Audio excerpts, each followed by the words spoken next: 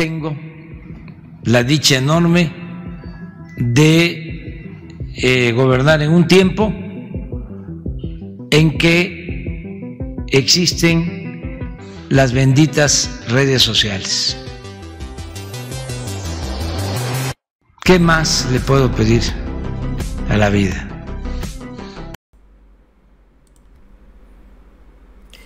Amigos, bienvenidos a una nueva transmisión más a su canal Benditas Redes Sociales en vivo. Servidor Irwin Rodríguez transmitiéndoles desde el día de hoy. Nos encontramos ya a viernes 24 de febrero del 2023. Si nos estás viendo por primera vez, muchísimas gracias por tu tiempo y por tu espacio. Solamente pedimos el apoyo con la suscripción para que cada día podamos ser más en esta gran familia de las benditas redes sociales. Señores, sabemos ya lo acontecido en el tema de Genaro García Luna, pero también es muy importante escuchar las voces que en su momento estaban dando información que a la par iba a ser muy relevante y sobre todo que se hablaba con la verdad. Uno de ellos era el doctor Santiago Nieto, ex titular de la UIF, que en reiteradas ocasiones hablaba sobre el tema y sobre todo el desvío de recursos que hubo durante esa administración, en donde se usaban empresas fachadas y en las que están involucrados otros actores. Y aunque el PAN quiera arropar a Margarita Zavala, como ya vimos, salió el dirigente Marco Cortés a decir que García Luna nunca fue panista, que nunca fue militante. Por eso es que el PAN simplemente se lava las manos, no tiene culpa de ello. ¿Cómo la ven? Dicho sea de paso, hace un par de horas le subí en su canal Pregonero Informa una entrevista, un agarrón que hubo entre Ciro Gómez Leiva y Marco Cortés, en el que se cuestionaron varias cosas. Uno, Calderón sí debe de ser cuestionado. Margarita Zavala para Marco Cortés, no, que no tiene absolutamente nada que ver. Digo, era la esposa. Y también, en una investigación que se hizo, hay empresas que están ligadas, que recibieron dinero, pues de procedencia lícita, no es. Hay muchos temas que van a derivarse de esta situación y hay que estar atentos de ello. Por eso, reaparece el doctor Santiago Nieto y detalla lo ocurrido sobre esta situación que se presentó. Una situación que no va a acabar aquí, que no debería de acabar aquí, y que deja también una clara, ahora sí que postura ante todos, de que el sistema judicial aquí sí necesita reformarse. Porque qué bueno que se declaró culpable a este señor, pero aquí en México se tiene que dar algo similar, un golpe en la mesa, para poder creer, en el sistema judicial. Esto fue lo que dijo Santiago Nieto en esta entrevista, relacionado al tema de Genaro García Luna. Nosotros vía telefónica. ¿Qué tal, Santiago?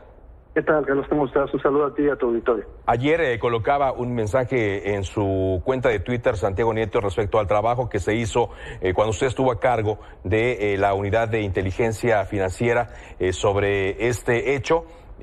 Bueno, sobre todo relacionado a Genaro García Luna, y pues da entrever de que ustedes dieron información, proporcionaron información sobre lo que ocurrió, o cómo fue el inicio, Genaro, de la investigación en contra de Genaro García Luna por parte de la UIF, Santiago. Bueno, fue sostenemos relaciones con las agencias norteamericanas, y a partir de precisamente la investigación que teníamos en torno al exministro Medina Mora, que es el que impulsa la jurisprudencia para que se logre el descongelamiento de cuentas. De algo acabamos de sufrir, el descongelamiento de las cuentas de la Universidad Autónoma del Estado de Hidalgo, que eran 151 millones de dólares en una sola transferencia, por ponerlo de ejemplo. Las agencias norteamericanas nos plantearon que había algo con Genaro García Luna al inicio de la administración de Felipe Calderón. Después, evidentemente, estos personajes quedarían enfrentados entre sí.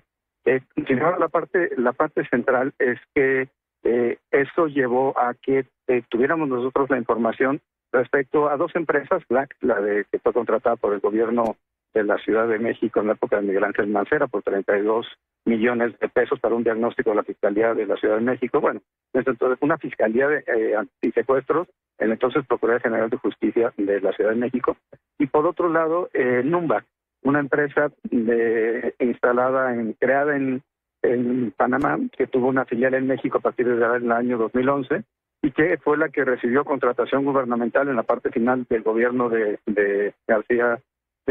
Felipe Calderón, y en la parte de todo el sexenio de Enrique Peña Nieto. Los datos que nosotros llegamos a tener en ese momento es que había contratos por 2.600 millones de pesos entre el órgano que ve los centros de readaptación, la Comisión Nacional de Seguridad, la Secretaría de Gobernación, entre otras, y por otro lado la contratación, y por otro lado 77 millones de dólares. Entonces, en total, creo que hay una parte importante que hay que decirlo, más de 200 millones de dólares solamente en esas operaciones con Numbac, que terminaron yéndose a Panamá en enero, y de Panamá a Israel, a Curazao, a Letonia, a Estados Unidos y particularmente a Florida, que era la mecánica con la que García Luna sufragaba su vida en Estados Unidos. Hay que decir, un tema importante aquí es que en México las denuncias que nosotros presentamos que están relacionadas con, evidentemente, lavado de dinero y enriquecimiento ilícito, y por otro lado, en Estados Unidos el proceso se ha llevado por encubrimiento y vínculos con la delincuencia organizada. Encubrimiento y vínculos con la delincuencia organizada.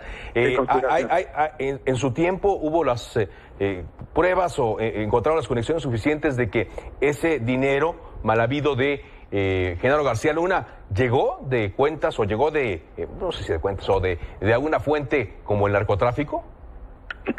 Lo que nosotros teníamos detectado eran temas más bien vinculados con corrupción política, es decir, con la contratación a esta empresa Numbac de los hermanos Weber, que habían sido quienes, cuando García Luna era el titular de la Secretaría de Seguridad Pública, le vendieron el primer esquema de espionaje telefónico, que era un programa que se llamaba Nice Track, y que después García Luna se lo quedaría para sus empresas de seguridad. Por otro lado, las vías jurídicas fueron la presentación de las denuncias ante la Fiscalía General de la República, que bueno, la Fiscalía, por otro lado, ha obtenido las órdenes de aprehensión por el operativo de Rápido y Furioso, entre otros, y el tema de la demanda civil en Estados Unidos, en donde se planteó, en acuerdo con el Consejo de Seguridad, con la Presidencia, con el Canciller, con la Secretaría de Hacienda, la presentación de esta demanda para recuperar los activos. Hablamos que el despacho que fue contratado a cuota litis, es decir, el gobierno mexicano no le pagaba nada, sino iba a recuperar una parte de lo que se recuperara, tenía un cálculo de 250 millones de dólares solamente en recursos en Estados Unidos, que había que sumarle a los 200 y ya se platicó que iban a Panamá. Al final, la Unidad de Inteligencia Financiera, avanzando en la investigación, ya en la administración actual, pues llegó a contabilizar 700 millones de dólares. Creo que es importante señalarlo porque se trata de dos procedimientos distintos. Uno es el penal, que se encuentra en Nueva York. Otro es el civil, que tiene que ver con la extinción de dominio, que está en Florida. Otro sería el tema penal que existe en México en este momento. Y creo que bueno, pues es evidente que la resolución en el ámbito penal ayudará a que el ámbito civil pueda encaminarse. Cabe mencionar que ellos presentaron una motion to dismiss, una especie de solicitud de desechamiento. Esto fue rechazado por el juzgado en Florida. Ellos apelaron. En este momento una apelación. Yo pensaría que para finales de marzo estuviera resolviendo a favor del Estado mexicano, que se pueda continuar con el juicio que termine logrando pues, la extinción del dominio y la reincorporación de bienes al Estado mexicano. Hay una cuarta participación que tiene que ver con que la UIF le entregó en su momento a los fiscales del Distrito Este en Nueva York una información que databa del 2011 con Numbac al 2018, pero la defensa en el juicio penal logró que todas las pruebas de 2012 a 2018 no fueran tomadas en consideración porque el enfoque estaba en el delito de conspiración para la introducción de drogas y la protección de grupos delictivos en Estados Unidos, y eso ellos lo centraron cuando García Luna fue servidor público, que fue durante el sexenio de Felipe Calderón. Sí, claro. A mí de esto, Santiago, que sabemos que usted lo conoce y lo trabajó muy bien y que es parte fundamental de esta demanda ya en Estados Unidos, había hecho también algunos comentarios respecto al trabajo. Llegando usted a trabajar al gobierno, en la Unidad de Inteligencia Financiera, y revisando tiempos pasados, ¿vio elementos de que el exsecretario de Seguridad pudo cometer acciones u omisiones para beneficiar a ciertos grupos delincuenciales? No, en realidad la labor de inteligencia financiera tiene que ver con el flujo de recursos en el sistema financiero y en actividades vulnerables, es decir, notarios, corredores, etcétera. Se puede detectar, por ejemplo, un incremento patrimonial, se puede incrementar inusualidades en el sistema financiero, que es finalmente lo que reporta el sistema financiero y los sujetos para actividades vulnerables. Ahora, es decir, se puede localizar y visibilizar si un incremento irregular en el patrimonio. Ahora, de dónde venga el dinero, pues eso es una labor que nosotros estuvimos viendo vinculada con actos de corrupción de naturaleza política, es decir, contratos a empresas de personajes amigos. Tan amigos eran que parte o alguna inmueble que ubicaron, que habitaron la familia García Luna en Estados Unidos, era propiedad de los hermanos Weinberg, que eran sus principales contratistas, digamos. Pero, digamos, respecto al narcotráfico, pues fue un asunto que ha llevado Estados Unidos en su investigación con los testimonios, y que lo que es también relevante decir es que no importa si el dinero viene de la corrupción o del narcotráfico. Al haber sido introducido el sistema financiero norteamericano, Estados Unidos tiene la obligación, en términos de las recomendaciones de Gafi, el Grupo de Acción Financiera Internacional, de poder ejercer. Muy bien.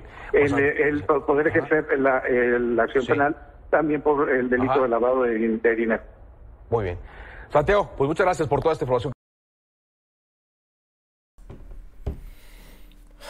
Tal pareciera que este caso todavía no se ha cerrado, Todavía hay muchos, pero muchas vertientes, caminos abiertos. Y esto va a orillar. Y esperemos, que caigan otros. Porque esto simplemente ha permeado a la República Mexicana y sobre todo a estos actores políticos que trabajaron con él, para ser directos. A Felipe Calderón, Vicente Fox y compañía. Y aunque sale el dirigente actual del PAN a lavarse las manos, hay mucha gente involucrada. Y una está en sus filas. Y es Margarita Zavala. Vean cómo se puso cuando le tocaron el tema de Margarita con Ciro Gómez Leiva. Ahí se los dejo, señores. Está en su canal de Pregonero Informa. Nos vemos en una siguiente emisión. Que sigan pasando un bonito día. Servidor Irving Rodríguez, transmitiéndoles desde las benditas redes sociales. Recuerden, la información está ahí y depende de todos nosotros el pregonarla. Nos vemos en una siguiente emisión.